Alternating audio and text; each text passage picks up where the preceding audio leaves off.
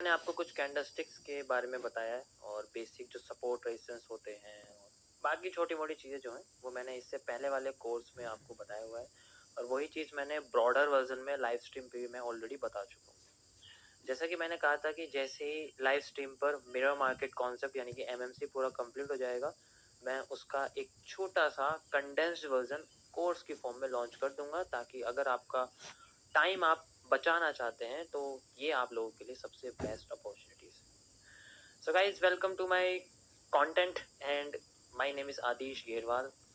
You can also know me as a candle king.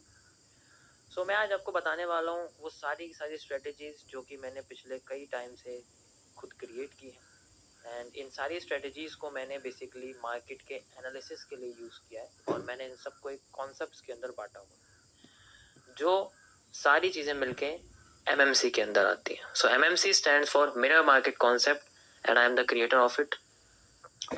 तो मैं starting में आपको समझाऊंगा कि अब तक जो आपने सीखा है, जो जिन्होंने पहली बार ये वाला कोर्स खरीदा है, मैं उनको रिकमेंड करूंगा कि आप मेरी पिछली लाइव स्ट्रीम्स देखिए, जून जुलाई अगस्त 2024 की। उसमें आपको बेसिक नॉलेज मिलेगी कैंडलस्टिक्स के बारे में, कैंडलस्टिक्स के प्रेशर्स के बारे में, सपोर्ट रेजिस्टेंस को समझने के बारे में और कुछ इंपॉर्टेंट इंडिकेटर्स जो कि आपकी मार्केट के बिहेवियर को समझने में हेल्प करेगी। आप डायरेक्ट अगर यहाँ पर आए तो मैं रिकमेंड नहीं करूंगा कि ये एडवांस लेवल का एक कोर्स है, ये बेसिक और बिगिनर लोगों के लिए बिल्कुल नहीं है। और अगर आपका टाइम नहीं है तो आप बेसिक से एडवांस वाला कोर्स परचेज कर सकते हैं, वहां से आपका टाइम बच सकता है और आप वही चीजें कम टाइम में सीख सकते हैं। Then you have to go here. So guys, I know बहुत लोग ऐसे हैं जिनको अभी तक कैंडलस्टिक्स के बारे में थोड़ा बहुत पता है और कुछ ऐसे इनको हल्का फुल्का थोड़ी बहुत नॉलेज है, लेकिन वो नहीं चाहते कि उन्हें और कोई चीज खरीदनी पड़े। कोई इशू नहीं है, मैं यहाँ पर आपकी छोटी मोटी चीजें साथ के साथ क्लियर करता रहूंगा और कुछ टॉपिक्स लाइव स्ट्रीम से भी आप साथ के साथ देख भी सकते हैं। मैं सारी चीजें लाइव स्ट्रीम में बता भी चुका हूँ। सो अभी मैं आपको कुछ समझाना चाहता हूँ। जो लोग नए हैं उनको नहीं पता कि हम जंगल के एक पार्ट का हिस्सा समझ रहे हैं और इस फाइनेंशियल मार्केट के जंगल को समझने के लिए मुझे आपको अपने व्हाइट बोर्ड पर लेके जाना पड़ेगा। उसके बाद ही आप समझ पाएंगे कि मैं आपको ये लैंग्वेज सिखा रहा हूँ, ना कि मैं आपको कोई एक ट्रेडिंग करना सिखा रहा हूँ। I am just a analyst और मैं एनालिसिस करना सिखाता हूँ। इसीलिए मैं आपको समझाना चाहता हूँ कि ये सारी की सारी चीजें जिनको आप आज और कल मेरी लाइव स्ट्रीम पर देखते हो और या फिर खुद करते हो, वो एक फाइनेंशियल मार्केट के जंगल का पार्ट है। सो आज एमएमसी का सबसे पहला कॉन्सेप्ट हम लोग शुरू करने जा रहे हैं, that is CCPs, which are the complex candlestick patterns. इसके अंदर जो बीच का सी है वो बेसिकली स्मॉल है, इसलिए मैं इसको सी कैपिटल सी, स्मॉल सी और कैपिटल पी बोलता हूँ। ये वो कैंडलस्टिक पैटर्न्स हैं जो मार्केट में ऑब्जर्व करने के बाद मैंने खुद बनाए हुए हैं। इनको मैंने कई बार टेस्ट भी करा हुआ है, तो मैं सारे की सारी चीजें आपको वेरीफाइड तरीके से दिखाने की कोशिश करूंगा। सो ये कुछ कैंडलस्टिक पैटर्न्स हैं जिनको मैं आपको बताना चाहता हूँ। ये बेसिकली कई सारे हैं, लेकिन सिमिलैरिटी के बेसिस पे मैंने इनको कई स्ट्रक्चर्स में डिवाइड किया हुआ है। तो ये टोटल 500 से ऊपर है, लेकिन मैं आपको कुछ ऐसे बताऊंगा जिनमें सिमिलैरिटी सबकी सेम है। तो सब एक जैसे ही काम करते हैं बेस्ड ऑन देयर बॉडी, और कह सकते हो कि विक्स या शेडोज के बेसिस पे उनकी सारी की सबकी स्पीशीज अलग अलग है, लेकिन वर्किंग सबकी एक है। तो चलते हैं, मैं आपको दिखाता हूँ कि वो कौन कौन से हैं। और आई थिंक आपको ये अच्छे से समझना चाहिए, क्योंकि यही चीजें आपको आगे जाके हेल्प करेंगी मार्केट में रिवर्सल और रीटेस्टिंग एरिया पकड़ने के लिए, क्योंकि वही सबसे हॉट टॉपिक है इस एमएमसी का कि हाउ आई कैप्चर। ये सब चीजें मैं लाइव में कैसे कर पाता हूँ, आप आज से सीखने वाले हो, तो उसके लिए आपको पहले अपना बेसिक क्लियर करना पड़ेगा। तो चलते हैं। तो गाइज, ये जो फाइनेंशियल मार्केट का जंगल है, ये थोड़ा सा ऐसा है कि लोगों को अभी पता नहीं है। तो क्योंकि वो लोग ट्रेडिंग ही समझते हैं कि अगर हमें पैसा, अपने पैसे को बढ़ाना है या दुनिया में पैसा कमाना है, तो हमें इस कैंडल जैसी मार्केट में पैसा लगा के पैसा बनाया जा सकता है। बहुत लोगों की गलत फहमी है। चलो, आज मैं तुम लोगों की गलत फहमी निकालता हूँ। आज मैं तुम्हें ऐसी दुनिया से रूबरू कराता हूँ जिसके बारे में तुम लोग जानते नहीं हो, लेकिन आज अगर तुमने ये चीज सीख ली, समझ ली, तो उस मिथ से, उस गलतफहमी से बाहर आ जाओगे जो तुम्हें लगता है कि ऐसा होता है ऐसा होता है। एक ग्लोबल क्या होता है और एक होम क्या होता है, वो मैं आपको आज समझाना चाहता हूँ। देखो, पैसों की दुनिया में एक हिस्सा आता है जिसे हम बोलते हैं फाइनेंशियल मार्केट। यानी कि मनी मार्केट का एक हिस्सा है फाइनेंशियल मार्केट। जैसे कि हमारे यूनिवर्स का हिस्सा, जितने हमारे प्लैनेट्स हैं, मिल्की वे का हिस्सा, अगर हम मिल्की वे गैलेक्सी की बात करें तो गैलेक्सी हमारे मनी मार्केट की तरह होती है। इसी के अंदर कई सारे प्लैनेट्स हैं और उन्हीं प्लैनेट्स में से हम लोग अपने एक प्लैनेट का नाम देते हैं, दैट इज अर्थ। इसी तरीके से हमारी मनी मार्केट का जो प्लैनेट है दैट इज फाइनेंशियल मार्केट। सो ये जो फाइनेंशियल मार्केट है बेसिकली जो आप देखना चाहते हो, ये एक अर्थ की तरह है।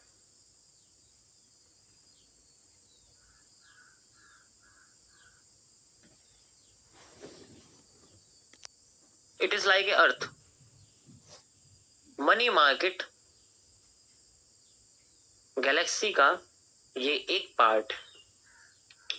अब जैसे हमारी अर्थ के अंदर बेसिकली क्या है, कॉन्टिनेंट्स हैं, Asia, Africa, America, Europe, Australia, ऐसे कई सारे हमारे यहाँ कॉन्टिनेंट्स हैं। इसी तरीके से हमारी फाइनेंशियल मार्केट के अंदर भी कॉन्टिनेंट्स हैं।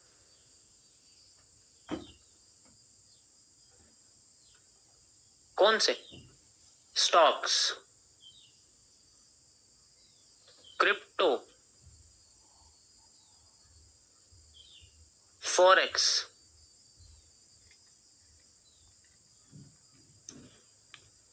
Commodity,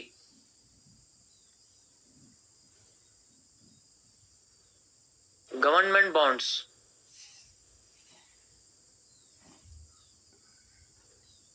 ETFs. तो ये सारे के सारे हमारे कॉन्टिनेंट्स हैं फाइनेंशियल मार्केट के। अब अर्थ में जो कॉन्टिनेंट्स हैं इनमें सबसे बड़ा कॉन्टिनेंट कौन सा है? एशिया। इसी तरीके से हमारी फाइनेंशियल मार्केट का जो कॉन्टिनेंट है वो सबसे बड़ा है फॉरेक्स। क्यों? क्योंकि इसका जो ट्रेडिंग वॉल्यूम है वो सबसे ज्यादा है, यानी कि सबसे ज्यादा फ्लोटेशन पैसे का इसके अंदर होता है, ट्रेडिंग वॉल्यूम इसके सबसे ज्यादा। अब बात आती है कि ये जो फॉरेक्स है ये भी एक कॉन्टिनेंट की तरह काम करता है। अब हमारे अर्थ पे जो कॉन्टिनेंट है जैसे कि एशिया है, अफ्रीका है, ठीक है, अमेरिका है, इन सब के अंदर कंट्रीज हैं। जैसे हमारी एशिया के अंदर कंट्री हो गई रशिया सबसे बड़ी, इंडिया, ओके। इसी तरीके से चाइना, जापान, जितने भी ये सारी की सारी चीजें ये सारे एशिया के अंदर आती है। इसी तरीके से इन हमारी फाइनेंशियल मार्केट के जो कॉन्टिनेंट्स हैं, स्टॉक, क्रिप्टो, फॉरेक्स, कमोडिटी, इनके अंदर भी कंट्रीज आती है। जैसे किसी स्टॉक के कंपनी का एक हिस्सा, जैसे निफ्टी 50, इसके अंदर क्या है, 50 कंपनियां। जैसे किसी और देश का, जैसे एनवीडिया, एप्पल, ये सारी की सारी क्या है, कंट्रीज आप मान सकते हो इनको। अब उसके बाद आते हैं क्रिप्टो। क्रिप्टो जो हमारी कंट्री है, कॉन्टिनेंट है, इसके अंदर कौन कौन से हैं? जैसे कि क्रिप्टो की स्पॉट मार्केट,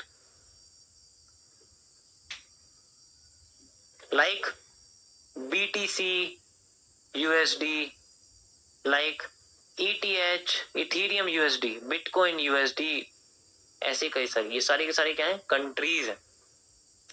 इसी तरीके से क्रिप्टो की दूसरी country, non fungible token market, NFT market, ऐसे ही कई सारी। इसी तरीके से फॉरेक्स के अंदर country, euro, USD, GBP, JPY.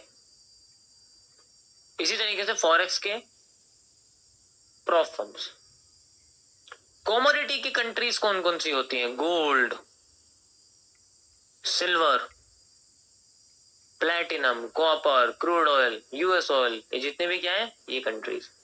ऐसी गवर्नमेंट बॉन्ड्स की होती, हर देश के गवर्नमेंट बॉन्ड्स की अलग होती, उनके अपने अलग बॉन्ड्स होते हैं।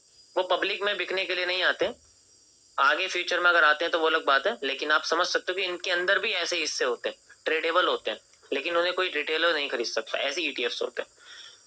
तो ये एक कंट्री होगी। अब हमारे अर्थ के जो कॉन्टिनेंट्स हैं और इसी कॉन्टिनेंट्स के अंदर जो कंट्रीज हैं, इंडिया, रशिया, अमेरिका, इन सब के अंदर एक लैंग्वेज बोली जाती है। और वो जो लैंग्वेज है वो बेसिकली होती है जैसे अमेरिका में इंग्लिश बोलते हैं, ठीक है, इंडिया में हिंदी बोलते हैं, रशिया में रशियन बोलते हैं।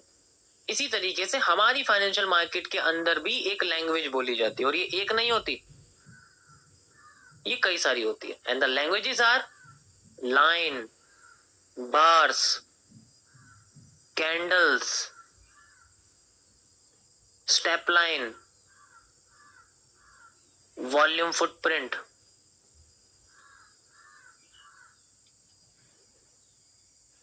हाइकेनाशी,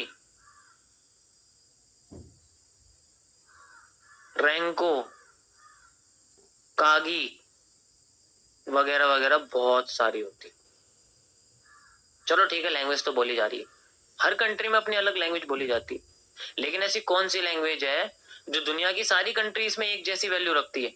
किसी भी कंट्री में चले जाओ, वो लैंग्वेज तो सब जगह, इंग्लिश। इसी तरीके से फाइनेंशियल मार्केट में एक लैंग्वेज जो सारी मार्केट में, सारी कंट्रीज में काम करती है, that is candles, which is also known as candlesticks. तो ये लैंग्वेज हमारी सारी मार्केट में काम करती है, दिस इज ए लैंग्वेज। अब ये इंग्लिश की तरह है, यानी कि इसके अंदर अल्फाबेट्स भी हैं। इंग्लिश में अल्फाबेट्स कैसे कैसे होते हैं, जैसे ए बी सी डी, इसी तरीके से इसके अंदर भी अल्फाबेट्स होते हैं। जैसे single alphabet A B C D वाले, तो यहां इसको हम लोग बोलते हैं 1 CP, 1 candlestick pattern, hammer, hanging man, dojis, these are the alphabets. इन अल्फाबेट्स से मिलके वर्ड्स बनते हैं, जिन्हें हम लोग 2 CP, 3 CP या फिर 4 CP बोलते हैं, यानी कि 2, 3, 4 कैंडलस्टिक पैटर्न्स। जैसे कि बुलिश एनगल्फिंग, बियरिश एनगल्फिंग,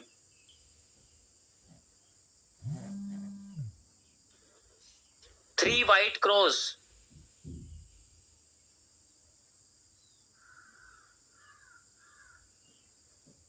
या 3 वाइट सोल्जर्स कह सकते हो, 3 वाइट क्रॉस करो, कोई दिक्कत नहीं है, तो 3 ही, ठीक है। 3 black cross, morning star, evening star, these are the words of this. और इन्हीं वर्ड्स से मिलके सेंटेंसेस बनते हैं, जिन्हें हम लोग चार्ट पैटर्न्स कहते हैं। बेसिकली इनके अंदर क्या होता है कि ज्यादा फोर्स, यानी कि चार्ट से ज्यादा कैंडलस्टिक पैटर्न कंबाइन हो जाते हैं, तो वो चार्ट पैटर्न बनाती है। सेंटेंसेस बनते हैं, जैसे हम लोग क्या बोलते हैं, I am doing, you are working. इसी तरीके से यहां पर pennants, wedges, head and shoulders, ये सारे के सारे अल्फाबेट्स। अब हमें पता तो लग गया ये एक लैंग्वेज है, कि कैंडलस्टिक एक लैंग्वेज है, ये कोई अलग सी कोई दुनिया नहीं है, हमें इसे समझना पड़ेगा तो लैंग्वेज के समय। अब यहां पर ये सारी की सारी कंट्रीज में काम करती है, इसका मतलब कुछ भी हो जाए, स्टॉक हो या फिर क्रिप्टो हो, ETF हो या गवर्नमेंट बॉन्ड्स हो, सबके चार्ट पे हमें कैंडल दिखती है। अब इनमें साइज का बहुत फर्क होता है। अब इन अल्फाबेट्स को अगर हम लोग अर्थ पर हैं, कॉन्टिनेंट है, कंट्रीज हैं, तो लोग भी होंगे। अब जब लोग हैं तो उनकी उम्र भी होगी, कोई छोटा है कोई बड़ा है। इसी तरीके से अगर कोई 5 साल का बच्चा हैमर बोलेगा, तो वो हैमर हम लिखेंगे, लेकिन अपनी फाइनेंशियल मार्केट में हमें उसे शो करना पड़ता है बाय ए स्ट्रक्चर। अगर हम कैंडल्स का यूज कर रहे हैं तो हम लोग उसको बोलेंगे इस तरीके से, हैमर। अब ये 5 साल का बच्चा अगर हैमर बोलेगा तो उसकी आवाज में क्या होगा, थोड़ा बहुत छोटापन होगा, हैमर, ऐसे बच्चा प्यारा सा बोलेगा, हैमर हैमर करके ऐसे बोलेगा। तो इसका मतलब ये हैमर बहुत छोटा है। छोटा है इसका मतलब इसका टाइम फ्रेम कम है, इसका मतलब है 5 मिनट का टाइम फ्रेम है। तो एजेस डिपेंड करती है स्ट्रक्चर्स के टाइम फ्रेम पर, लैंग्वेज के टाइम फ्रेम पर। उसी वर्ड को अगर एक 30 साल का आदमी बोलेगा सेम हैमर है, दिखने में भी सेम है, लेकिन अगर इसी वर्ड को वो बोलता है तो उसकी वैल्यू ज्यादा रखी जाएगी, उसकी आवाज में थोड़ा भारीपन भी होगा। हैमर, हैमर ऐसे बोलेगा वो। इसका मतलब इस हैमर का साइज बड़ा है, इसलिए इसको 30 मिनट्स के टाइम फ्रेम बोलते हैं हम लोग। इसी तरीके से वगैरह वगैरह करके बड़े होते चले जाते हैं। दिखने में वो हैमर ही होता है, बस उसका टाइम चेंज हो जाता है due to its time frame, उसके साइज के हिसाब से। जैसे यहाँ पर आवाज के हिसाब से होता है, इसी तरीके से यहाँ पर साइज के हिसाब से, टाइम के हिसाब से होता है। तो जो टाइम फ्रेम्स हैं वो कोई सा भी हो, अगर हैमर है तो सारे टाइम फ्रेम्स पे एक जैसे ही बनता है। इसी तरीके से सब कुछ एक जैसा बनता है। टाइम फ्रेम वैसे बड़े हो जाते हैं जिनसे उनकी हैमर, जिनसे कैंडलस्टिक का साइज बड़ा हो जाता है, स्ट्रक्चर सेम होता है। ऐसा नहीं हो सकता कि 5 मिनट में हैमर बन रहा है तो 30 मिनट में हैमर नहीं बन सकता, बनता है, लेकिन वो साइज बड़ा हो सकता है। So guys, this is a language. ये कोई पोजीशन बनाने वाला हिस्सा नहीं है। मार्केट की मूवमेंट को तभी समझ पाओगे जब इसको तुम इस लैंग्वेज के तरीके से समझोगे। अब फाइनेंशियल मार्केट में आपको बस अभी तक एक ही हिस्सा पता है जो दुनिया में आपको सिर्फ सोशल मीडिया से पता लग रहा है, दैट इज मेरी लिस्ट में सबसे आखिरी हिस्सा, दैट इज ट्रेडिंग।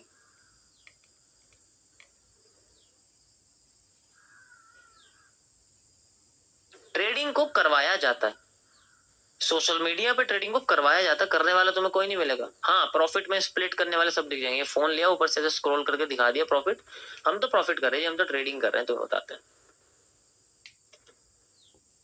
दुनिया के सबसे बड़े गधे होते हैं जो ऐसे करके स्क्रॉल करके दिखाते हैं ना, प्रॉफिट करके दिखा रहे हैं। किसको क्या पता वो अकाउंट रियल है या नहीं है, किसको क्या पता वो पैसा ट्रेडिंग से ही बनाया है, या फिर वो एक ही ट्रेड है जो जिंदगी में उनकी प्रॉफिट करते हैं और उसी को बार बार स्क्रॉल करते रहते हैं। तो फाइनेंशियल मार्केट में पार्ट ट्रेडिंग जो सिर्फ एक जुए की तरह यूज करते हैं लोग। इसकी नॉलेज लेना इतना आसान नहीं है, इसे करने के लिए इंसान को लैंग्वेज समझनी पड़ती है। तो ये सबसे आखिरी चीज है। इस चीज में मेक मनी विद मनी वाला कॉन्सेप्ट यूज होता है। अगर पैसा है तो बनेगा, अगर पैसा नहीं है तो सोशल मीडिया से बनेगा, दूसरों का पागल बना बना के बनेगा कि मैं ट्रेडिंग करता हूँ, तुम्हें भी सिखा देता हूँ, मेरा ये खरीद लो, मेरा वो खरीद लो। ऐसे कर करके पैसा बनेगा। मैं ट्रेडर नहीं हूं, I am a chart analyst, जो कि मेरी फाइनेंशियल मार्केट में दूसरी पोजीशन पर आता है, ए एनालिस्ट। एंड ये वो लोग होते हैं जिन्हें मार्केट का ए टू जेड पता होता है।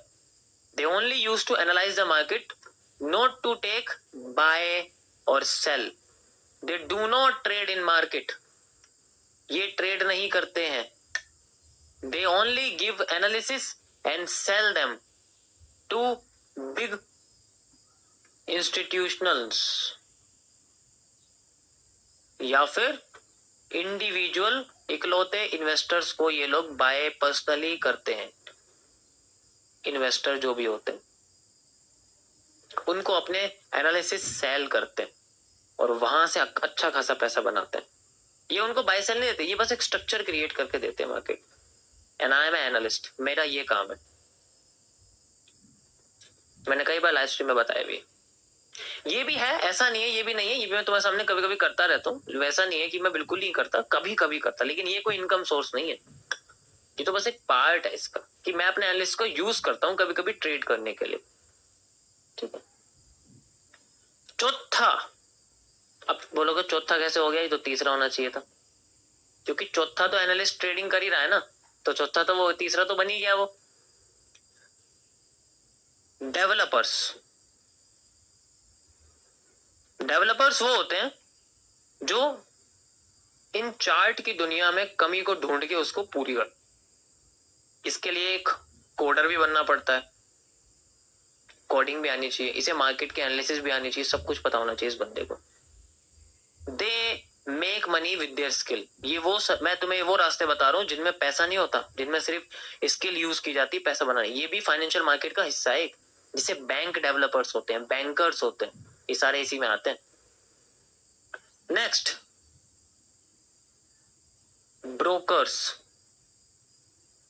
ये भी दूसरों का पैसा लगाते हैं। ब्रोकर जैसे कि जीरोधा, धन, ये तो क्रिप्टो ब्रोकर हो गए। ऐसी फॉरेक्स ब्रोकर हो गया, एक्सएनएस हो गया, ओक्टा एफएक्स जो बने पड़े हैं इतने सारे, ये सारे फॉरेक्स ब्रोकर ये कभी ट्रेड नहीं करते। ये दूसरों का पैसा यूज करते हैं और दूसरों से ट्रेड करवाते हैं, बीच का कमीशन खाते हैं। तो इनका सारा हिस्सा कमीशन से आता है, तगड़ा वाला कमीशन इन्हें मिलता है और उससे इनका धंधा चलता है। ये कभी ट्रेड नहीं करते, ये फावड़ा की तरह काम करते हैं।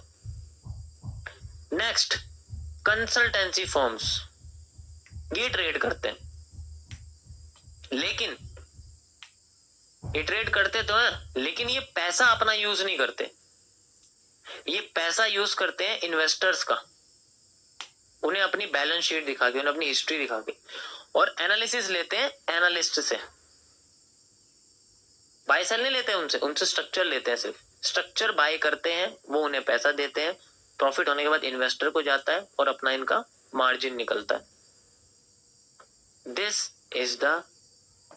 अब अगर broker, consultancy firm, developer, analyst या फिर ट्रेडिंग में से कोई भी बंदा गपलेबाजी करता है तो उसके लिए एक और अपॉर्चुनिटी है, डेट इज क्राइम इन्वेस्टिगेशन। ये थोड़ा सा गवर्नमेंट से रिलेटेड है, लेकिन इसमें भी स्कोप है, इसमें भी स्कोप है। कैसे? जैसे कि सेबी ये स्टॉक से रिलेटेड देखती है, जैसे कि आरबीआई ये बैंक और फॉरेक्स से रिलेटेड देखती है, इसका जो क्राइम ब्रांच है वो वाला हिस्सा। तो इन्हें भी नॉलेज लेनी पड़ती है मार्केट की। ये तभी आ पाएगा जब तुम्हें मार्केट की पूरी नॉलेज होगी, तब जाके इसमें से किसी एक को चूज करोगे। लेकिन तुम्हें सोशल मीडिया से सिर्फ इस हिस्से को छोड़ के बाकी का सारा हिस्सा दुबकाया जा रहा है कि किसी को पता ही नहीं है ना इसके बारे में। सीखेंगे वो जो सामने से दिखेगा, और वही तो बिकता है जो दिखता है। तो गाइस, ये है फाइनेंशियल मार्केट का जंगल। एंड आई होप आपको ये सब चीजें समझ में आई होंगी, किस तरीके से आपको मैं आने वाले टाइम में आपको समझाने की कोशिश करूंगा कि ये एक लैंग्वेज है और आपके इसके अल्फाबेट्स यानी कि कैंडल्स अगर आप चूज कर रहे हो वो आपके बेस्ट होने चाहिए। मैं बेसिक से एडवांस कैंडलस्टिक कोर्स में कैंडल्स के बारे में मैक्सिमम नॉलेज आपको दे चुका हूं। अब मैं आपको इसके एडवांस नॉलेज के बारे में बताऊंगा, यानी कि मैं अपने बनाए हुए कैंडलस्टिक पैटर्न के बारे में इसमें बताऊंगा कि किस तरीके से वो चीज आपको काम करके दिखेगी। सो गाइस, इसमें सबसे पहला जो स्ट्रक्चर है, मैं उसको एक्सप्लेन करने से पहले आपको बताऊंगा कि हम लोग क्या पढ़ने जा रहे हैं। We are studying MMCs first part, that is CCPs। MMC stands for mirror market concept. Already आपको पता ही है, मैं लास्ट बार इसको लिख रहा हूं, ये मैंने ही बनाया है और आप मेरा बनाए हुए कॉन्सेप्ट देख रहे हो। And CCP stands for complex candlestick patterns.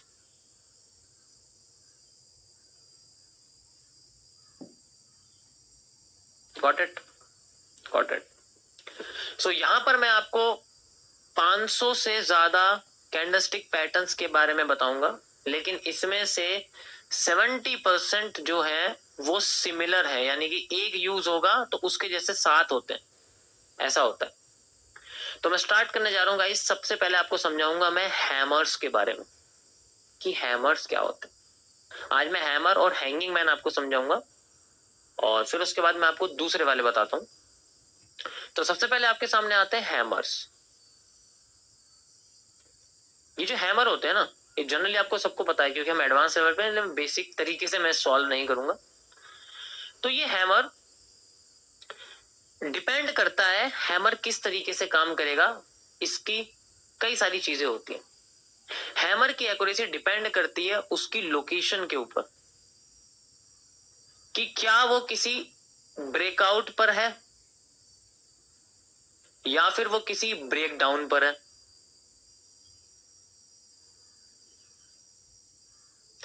क्या वो किसी सपोर्ट पर है या वो किसी रेजिस्टेंस पर है। तो उसकी लोकेशन बहुत इंपॉर्टेंट होती है उसके काम करने के लिए। दूसरी आती है उसकी बॉडी साइज के ऊपर। उसका बॉडी साइज कितना बड़ा है और कितना छोटा है, ये बहुत फर्क पड़ता है। तीसरी आती है उसकी बॉटम और टॉप विक के बारे में, जो उसकी विक होती है या फिर उसकी शेडो होती है। मैंने आपको बताया है दोनों में बहुत डिफरेंस है। विक को हम ऊपर की लाइन कहते हैं, शेडो को नीचे की लाइन कहते हैं। तो उसकी विक और शेडो कितनी लंबी है, कितनी छोटी है, इन सब चीजों से हैमर का बहुत फर्क पड़ता है। जितना ज्यादा हैमर के पास उसकी फेवरेबल कंडीशंस होंगी, जो मैं आपको आज बताने जा रहा हूँ, उतना ज्यादा वो पावरफुल होगा। बिसाइड्स कि वो कहां पर है, इससे कोई फर्क नहीं पड़ता। हैमर के आफ्टर इफेक्ट्स भी होते हैं। कभी कभी वो बहुत सुंदर दिखने के बाद भी फेल करेगा, लेकिन उसके बाद काम करेगा। तो ये आफ्टर इफेक्ट्स के अंदर भी आता है। अब मैं आपको इसका स्ट्रक्चर बताता हूं, जो आपको बेस्ट देखने को मिलेगा मार्केट के अंदर, कि कैसे पता करें कि हैमर कितना बढ़िया है, कितना बेकार है। तो एक हैमर की अच्छी डायरेक्शन इस तरीके से होनी चाहिए। देखो, हैमर उतना ज्यादा पावरफुल होगा, मैं एक ही स्ट्रक्चर से आपको बता देता हूँ, इससे आपको आने वाले 10 हैमर के बारे में पता लग जाएगा। हैमर उतना ज्यादा पावरफुल होगा जितना लंबी उसकी ऊपर की विक होगी, जितनी छोटी उसकी बॉडी होगी। तो ऊपर की जो लाइन है, जिसको हम लोग विक बोलते हैं, ये जितनी बड़ी होगी ये उतना पावरफुल होगा। इसी तरीके से ये जो लाइन है, ये हमेशा ऊपर वाली से लंबी ही होनी चाहिए। ये चाहे जितनी बड़ी हो, उससे फर्क नहीं पड़ता, लेकिन ये सुपीरियर होना चाहिए, इससे बड़ा नहीं होना चाहिए। ये सबसे बड़ा होना चाहिए। ये बेशक जितनी बड़ी हो जाए, लेकिन ये हमेशा इससे छोटी होनी चाहिए। और इसकी बॉडी जितनी छोटी होगी, हैमर उतना पावरफुल होगा। So this is the most important thing कि एक हैमर के लिए चीजें होती है। इसी तरीके से आप देख सकते हो, आपके सामने ढेरों हैमर दिखेंगे। जस्ट लाइक आपको थोड़ा सा लंबी बॉडी वाली हैमर दिखेगा, like this. This is also a powerful hammer, और हम इस हैमर को बोलते हैं partial hammer. This is known as the partial hammer. देखो, जो हैंगिंग मैन है उसके साथ भी ये सेम चीजें होती हैं। हैंगिंग मैन के साथ भी यही सेम चीजें होती हैं, उसकी भी लोकेशन फर्क पड़ता है। अगर हैमर टॉप पे होगा तो वो भी मार्केट को नीचे ही गिराएगा। अगर हैंगिंग मैन टॉप पे होगा, वो भी मार्केट को नीचे गिराएगा। अगर हैमर बॉटम पे होगा तो भी मार्केट को ऊपर उठाएगा। अगर हैंगिंग मैन बॉटम पे होगा, वो भी मार्केट को ऊपर उठाएगा। ऐसा कुछ नहीं होता कि हैंगिंग मैन टॉप पे देखना पड़ता है या बॉटम पे नहीं देखते, ऐसा कुछ नहीं होता। आप ऑब्जर्व करना शुरू करो, आपको पता लगेगा हैमर से ज्यादा बॉटम पे हैंगिंग मैन बनते हैं, और मार्केट वहीं से टॉप करके भाग जाती है। तो ये पार्शियल हैमर की कंडीशन है। इसके अंदर भी हैमर उतना पावरफुल होगा जितनी लंबी इसकी ऊपर की वीक होगी। ऊपर की जो लाइन है जितनी लंबी होगी उतना पावरफुल होगा, लेकिन नीचे वाली सुपीरियर होनी चाहिए। बॉडी का मतलब ये होता है कि इसके अंदर ना होल्डिंग वॉल्यूम बहुत है। होल्डिंग वॉल्यूम का मतलब होता है कि इसके अंदर मार्केट में वॉल्यूम बहुत ज्यादा ठहरा हुआ है। ट्रेडिंग वॉल्यूम में कैंडल की विक्स बनती है, होल्डिंग वॉल्यूम में कैंडल की बॉडी मोटी होती। ये एंश्योर करती है कि मार्केट में बहुत ज्यादा लोगों ने यहाँ पर बाइंग कर रखी है और यहाँ बहुत कम लोगों ने बाइंग कर रखी है। तो लोग प्रेफर करते हैं इसके बाद कैंडल बड़ी बनने की प्रोबेबिलिटी ज्यादा होती है, जबकि हैमर के बाद बड़ी बनने की नहीं होती, पहले छोटी फिर बड़ी बनने की होती। यानी कि ये भी थोड़े टाइम बाद जाके असर दिखाता है, लेकिन ये वाली जो पार्शियल हैमर है, इसका असर पहली कैंडल के बाद ही आने लग जाता है। तो इसके अंदर जो एंट्रीज होती है वो एग्जैक्ट इसकी सबकी सब ओपनिंग के क्लोजिंग पे ही होती है, ऐसा कुछ नहीं। इसी तरीके से अगर आपको हैमर ऐसा देखने को मिलता है जिसकी ऊपर की विक नहीं है, तो वो हैमर नहीं है, वो बेसिकली एक पिन बार की तरह रिएक्ट कर रहा है। और ये हैमर बहुत कमजोर टाइप होते हैं। ये एक्चुअल में तभी काम करेंगे जब ये किसी मार्केट के बॉटम पर होंगे, मतलब बिल्कुल सपोर्ट पर बैठे होंगे, ये तभी काम करते हुए आपको दिखेंगे, वरना इनके फेल होने के चांसेस बहुत ज्यादा होते हैं। ये हैमर फेल करते हैं, समझ आया? So this is the hammer psychology. और आपको याद रखना है सारी की सारी चीजें इसके अंदर होनी चाहिए जो मैंने आपको बताया, ब्रेकआउट, ब्रेकडाउन, रेजिस्टेंस, सपोर्ट। कि अगर ये सपोर्ट पर है तो बहुत अच्छा काम करेगा, अगर ये रेजिस्टेंस पे है तो उल्टा कर देगा, मार्केट को नीचे गिरा भी सकता है।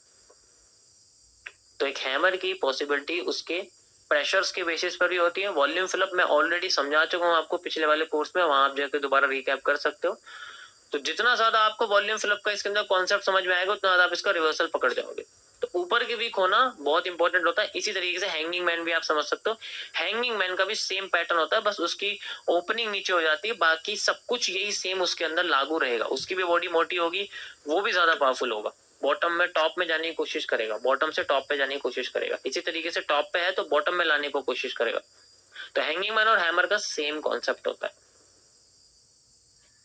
अब ये किसी के साथ भी बन जाए उससे कोई फर्क नहीं पड़ता, अब ये किसी के साथ भी बन जाए उससे कोई फर्क नहीं पड़ता। सो गाइस, ये छोटी छोटी चींटियां ही हैं जो आगे जाके आपके हाथी को तंग करने के लिए बिल्कुल तैयार रहेंगी। तो ये चींटियां ही सीसीपीज हैं, आपको इनको अच्छे से याद रखना है। जितने ज्यादा आप इनको रिमेंबर रखोगे, रिवर्सल और रिटेस्टिंग पर आपको आसानी से ये पैटर्न्स आइडेंटिफाई होने लग जाएंगे और फिर रिवर्सल्स आप आसानी से पकड़ पाओगे। एंड ये सारी चीजें ऑब्जर्वेशन की है, मैं ऑलरेडी बता चुका हूँ कि ये एमएमसी का कोर्स बेसिकली साइकोलॉजी के ऊपर है, आपकी ऑब्जर्वेशन पावर के ऊपर डिपेंड करता है। तो जितना ज्यादा आप ऑब्जर्व करना सीखोगे उतना ज्यादा आप मार्केट के मूवमेंट को समझ पाओगे। आई होप आपको आज का कंटेंट पसंद आया होगा। गाइस, इसमें दब के आपको मेहनत करनी पड़ेगी, तभी आप लोग बिल्कुल उस लेवल पे पहुंच पाओगे जिस लेवल पे आज मुझे आप लाइव स्ट्रीम पे देख रहे हो।